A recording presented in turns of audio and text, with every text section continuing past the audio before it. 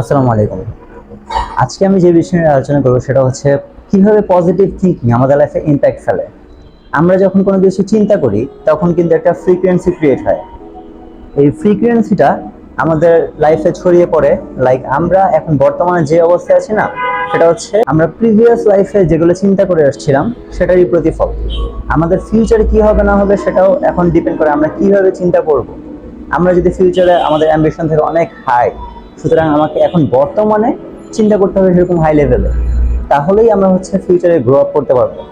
তো এখন সাপোজ আমি চিন্তা করতেছি যে এই যদি আমার আজকের অফিসে যেতে লেট হয়ে যায়, এই যে একটা নেগেটিভ থিঙ্কিং। তো অ্যাকচুয়ালি যখন আমরা যে এই নেগেটিভ থিঙ্কিংটা করব, যেটা আমি বাস্তবে প্রমাণ পেয়েছি, যে এরকম তারপর আমি চিন্তা করলাম যে আমার অফিসে যাওয়ার টাইম হয়ে যাচ্ছে, আমার তো আজকে লেট হয়ে যেতে পারে। তো তখন দেখলাম যে না, ওই দিন কোনো না কোনোভাবে আমার লেট হয়ে গেছে, হয়তো বের হতে লেট হয়ে গেছে, নয়তো যাই দেখি যে আজকে রিক্সায় পাচ্ছি না। তো সাপোজ এই যে এখন বৃষ্টি পড়তেছে, এখন আমি কি হয়ে যাবো, মানে কোনো ভয় পাওয়া যাবে না ভাই।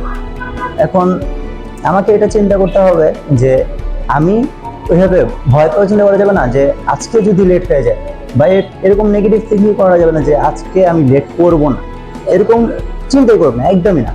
আপনি চিন্তা করবেন না আজকে আমি একটু আর্লি আর্লি বের হবো, একদম রিল্যাক্সে, রিফ্রেশ মাইন্ডে সুন্দর করে অফিসে যাব, বা আমি আমার যেখানে কাজ যাওয়ার সুন্দর করে কলেজ যাব, স্কুলে যাব, আমার লেট হবে না বা লেট হতে পারে এরকম কোনো ভয় বা নেগেটিভ থিঙ্কিং আনাই যাবে না। আনলেই আপনার সমস্যা। সো আপনি অলওয়েজ কনফিডেন্ট থাকবেন যে ইনশাল্লাহ হ্যাঁ কিছু হবে না। আর আরেকটা জিনিস, সব সময় কি করবেন, কোনো যখন একটা ভালো উদ্দেশ্য নিয়ে বের হবেন, এর আগে আপনি 2 রাকাত সালাতুল হাজত করে নিতে পারেন। সেক্ষেত্রে আরেকটা আপনার প্লাস পয়েন্ট থাকবে কি, আপনার দিনটা অনেক ভালো কাটবে। আমি কি করি এখন, লাইক রেগুলারলি আমি বাসা থেকে বের হওয়ার আগে যখন 2 রাকাত নফল নামাজ পড়ে বের হই না, সালাতুল হাজত, এটা হ্যাঁ আরেকটা জিনিস, সালাতুল হাজতটা অ্যাকচুয়ালি কিসের জন্য, যখন আপনি কোনো কিছু নিয়ে সিদ্ধান্ত নিতে পারছেন না, যখন আপনি কনফিউজ যে কি করা আপনার উচিত হবে, কি করা উচিত হবে না, এটা যে কোনো বিষয় নিয়ে হতে পারে। আপনার সাপোজ একটা জবে সুইচ করবেন, তো সেখানে আপনার আদৌ কি যাওয়া উচিত হবে কিনা, বা আপনি বর্তমানে যে জবে আছেন সেটা আপনি আদৌ লিভ করবেন কিনা, অথবা হচ্ছে আপনার লাইফ পার্টনার নিয়ে যে আদৌ কি ওকে বিয়ে করা আমার উচিত হবে কিনা, ওকে চুজ করা উচিত হবে কিনা, ওভারঅল যে কোনো সিদ্ধান্তহীনতার মধ্যে যখন আপনি থাকবেন, তখন সেক্ষেত্রে আপনি সালাতুল হাজতটা চুজ করতে পারেন। সেটা আপনার জন্য অনেক কাজে দেবে। ওই সালাতুল হাজতের মাধ্যমে কি আপনার হচ্ছে যে কোনো কিছু আল্লাহ কোনো ওয়েতে আপনাকে বুঝিয়ে দেবে যে হ্যাঁ এটা আপনার জন্য রাইট বা এটা আপনার জন্য রং। এটা আপনার ডেইলি লাইফটাকেও একটু বেটার করতে কাজ করে। আমি এই প্রসেসটাই মেনটেন করি যে যখনই আমি বের হই ডেইলি, আমার অফিস থাক না থাক, কোনো কাজে যাই বা ঘুরতে যাই, যেখানেই যাই, আমি সালাতুল হাজতটা পড়ে যাই যে হ্যাঁ আমি এখন যে উদ্দেশ্যে যাচ্ছি বা যেটাই হোক, আমার সারা দিনটা যেন অনেক ভালো কাটে, আমি যেন আমার আজকের দিনটা নিয়ে রিগ্রেট ফিল না করি। সো অলওয়েজ পজিটিভ থিঙ্ক করে সালাতুল হাজতের নামাজটা পড়ে বের হবেন, তখন দেখবেন যে আপনার দিনটাই অন্যরকম গেছে। আপনি একটু নিজেই ডিফারেন্সটা করতে পারবেন প্রিভিয়াস লাইফে আমার ডেগুলো কেমন যেত, আর এখন যে আমি এই প্রসেসটা মেনটেন করছি, 5 ওয়াক্ত নামাজ পড়ছি, পজিটিভ থিঙ্ক করছি, আবার বের হওয়ার আগে হচ্ছে সালাতুল হাজত পড়ে বেরোচ্ছি, আমার এখনকার বর্তমান লাইফটা কেমন যাচ্ছে সেটা আপনি জাস্ট ডিফারেন্স আপনি নিজেই লক্ষ্য করতে পারবেন। তো মেইন কথা এটাই, আপনি অলওয়েজ পজিটিভ থিঙ্ক করতে হবে। পজিটিভ থিঙ্কটা, এই ফ্রিকোয়েন্সিটা আপনার লাইফে পুরা আপনার ইউনিভার্সে ছড়িয়ে পড়ে। আপনার থিঙ্কিং আপনার ইউনিভার্সটা ক্রিয়েট করে।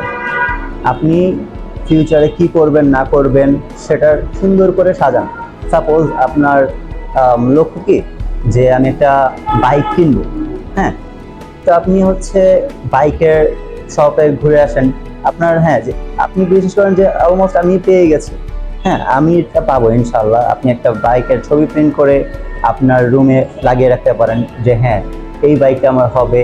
তারপর হচ্ছে আপনি ওটা নিয়ে সবসময় চিন্তা করবেন যে হ্যাঁ আমি অলমোস্ট পেয়ে গেছি। আপনার জন্য একটু হয়তো বা পার ডে আপনার কাছে বেশি নাই, আপনি 10 টাকাই ইনভেস্ট করেন, জমান, মান্থলি আপনি 100 টাকাই জমান, যে তারপর আপনার একটা গোল থাকবে যে হ্যাঁ আমি কোন প্রসেসটার জন্য, কোন টার্গেটটা অ্যাচিভ করার জন্য আমি এই কাজটা করছি। আপনি যখন প্রসেসের মধ্যে থাকবেন না, তখন দেখবেন যে হ্যাঁ আপনার কনফিডেন্স লেভেলটা আরো গ্রো করবে, তখন দেখবেন যে হ্যাঁ ওটা পাওয়ার চান্সেসটা আরো অনেক বেড়ে যাবে। তো এটাই, অলওয়েজ পজিটিভ থিঙ্ক করতে হবে, কখনো কনফিউজ হওয়া যাবে না। আর সবসময় ট্রাস্ট করবেন আল্লাহর উপর, কখনো কনফিউজ হওয়া যাবে না যে আদৌ কি আমি পাবো কিনা, এই সন্দেহটা করা যাবে না।